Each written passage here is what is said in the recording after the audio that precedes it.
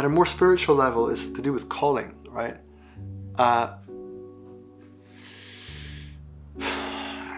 don't know how else to put this other than to say that there's a place where Carl Jung's idea of individuation meets Elinor Ostrom's idea of the functional commons, the solving of collective action problems or collective action solutions. There's a place where individuation meets collective action solutions. And you can think of it as a kind of collective individuation. And what I mean by that is the distinction between the I and the we begins to break down.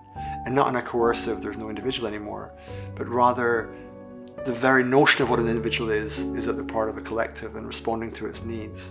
And the very notion of what a collective is something that gives rise to individuated beings. That's what we want to get to. But to get there, I do believe you have to tune in to something more cosmic, which is something like your own sense of what you're meant to be doing. Now, not everyone is, let's say, spiritually musical. Not everyone hears that frequency. But for a lot of people, I think they do sense it, and they may even be in denial about it, but they feel there's something they're meant to be doing.